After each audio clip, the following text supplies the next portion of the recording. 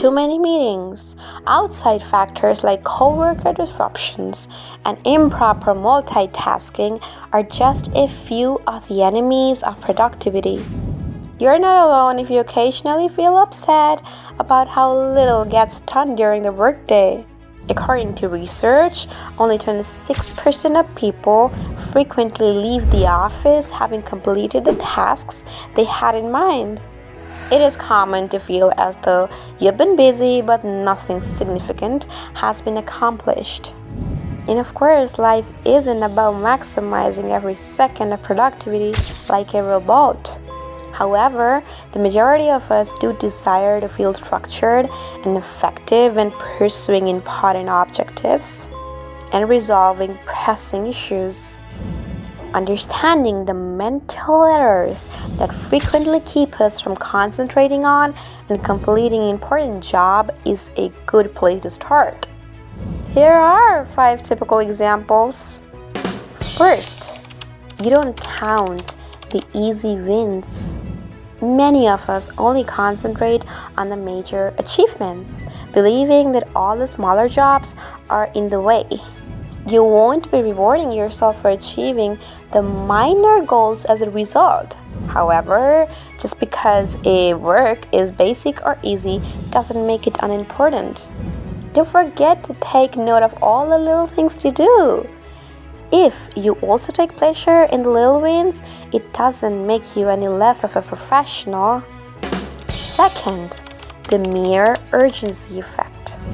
According to a recent study, the mere urgency effect is the tendency to pursue immediacy over importance.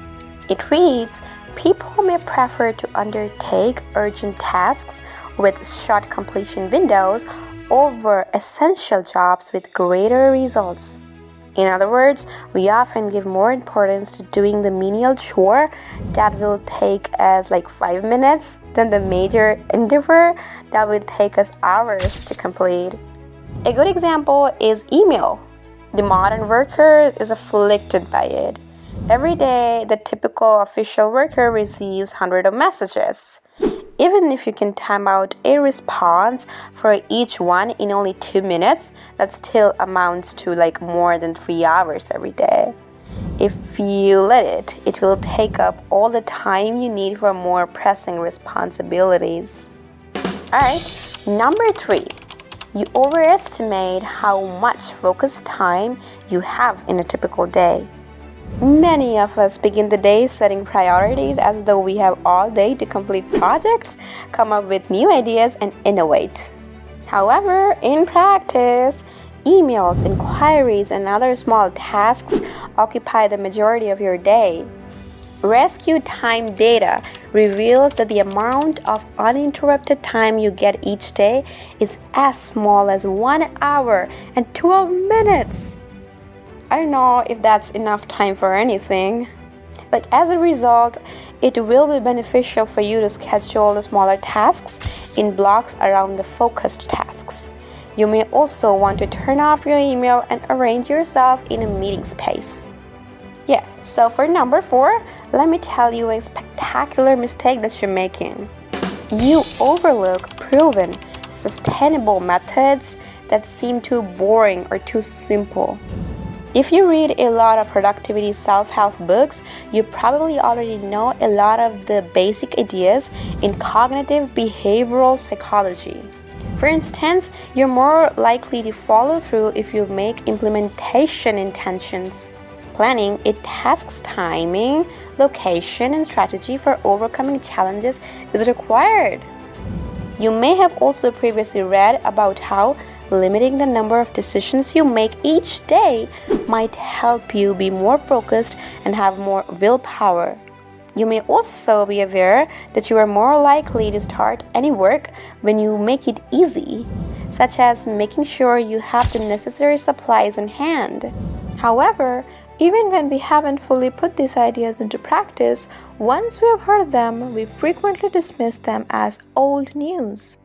You might find that simple solutions don't sit well with you because you don't like to see yourself as a being like someone else. You know what? This is a trap. Number 5.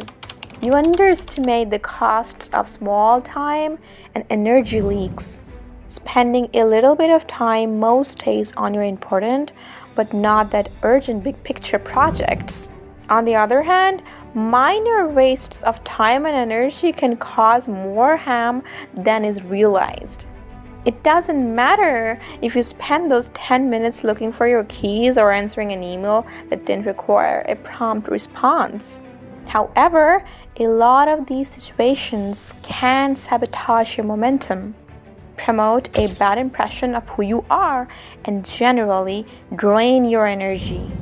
You will experience gains for mental clarity that far outweigh the time savings when you develop procedures. For example, eliminating pointless decisions, streamlining and simplifying work, batching, automating, outsourcing, or using checklists that solve minor time or energy leaks.